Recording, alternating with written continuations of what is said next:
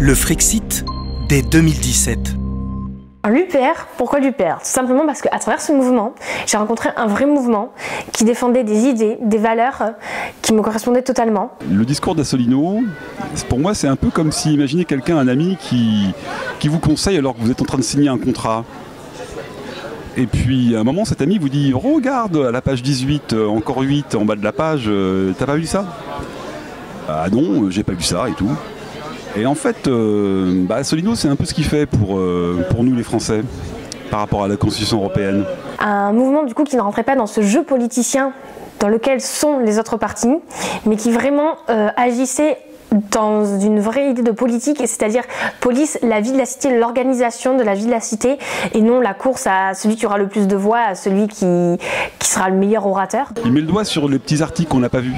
Et donc voilà pourquoi j'ai fait confiance à ce monsieur, parce que c'est enfin quelqu'un qui vous dit les choses clairement.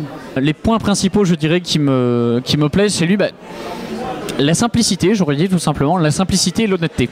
En plus, ces conférences, elles sont très précises, elles sont très agréables. Et aussi, il sait être drôle.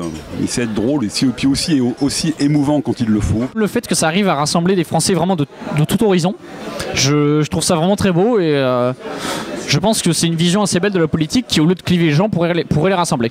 Donc voilà pourquoi j'ai rejoint l'UPR. Et en fait, pour moi, à 57 ans, ça a été un dépucelage politique. L'Union populaire républicaine qui a comme principal axe de sortir de l'Union européenne, ce qui me semble être tout simplement une évidence, étant donné l'aberration qui est cette Union européenne, avec aussi l'OTAN, qui nous lie, qui soumet la France, on peut le dire, même si le mot est fort, c'est la vérité. Et aujourd'hui, cette Union européenne qui nous prive de nos frontières, de notre monnaie et de notre poids, en fait, de notre grandeur, étant donné que nos gouvernants aujourd'hui, il ne faut pas se leurrer, sont complètement liés par l'Union européenne et n'ont plus aucun pouvoir décisionnel. Je viens d'une famille plutôt orientée socialiste. Je suis moi-même proche des idéaux de gauche. Mais j'ai remarqué depuis un certain temps que la gauche avait un petit peu changé. Pour moi, la monnaie, c'est avoir son identité. C'est avoir son histoire. C'est raconter comment des hommes, des femmes ont pu construire l'avenir de son pays. Avec l'euro, on ne l'a pas du tout. Quand on voit les billets, ce sont des représentations graphiques qui ne sont que purement synthétiques. Ce parti et cet homme politique fait passer de spectateurs peut-être de moins en moins manipulables et de plus en plus informés, mais pour autant toujours spectateurs, à acteurs, à mon humble place pour essayer de changer le sort de la France. Voilà. Le Brexit m'a définitivement convaincu d'adhérer. Parce que le Brexit c'était le 23 juin 2016 et du coup j'ai adhéré une semaine plus tard.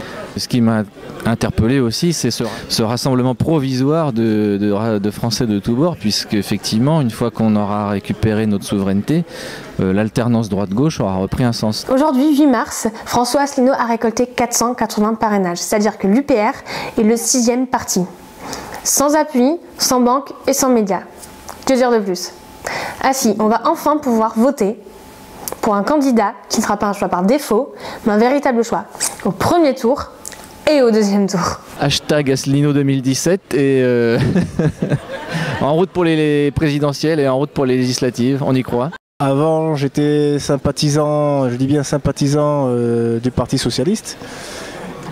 Et je me suis rendu compte que dans le temps, c'était plutôt des histoires qu'on me racontait, jusqu'au jour où j'ai visionné une conférence de François Asselineau et j'ai complètement accroché depuis ce jour-là.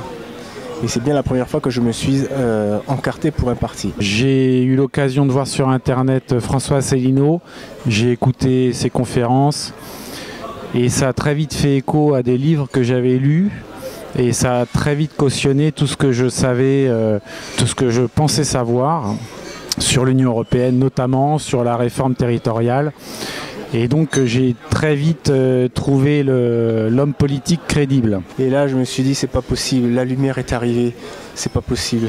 Il faut qu'on se débarrasse de l'Europe par, peut-être pas par tous les moyens, mais en tout cas par tous les moyens légaux. Cet homme-là me paraît être un homme d'élite qui cherche à tirer le peuple vers le haut. Le 23 avril, participez à l'histoire de France.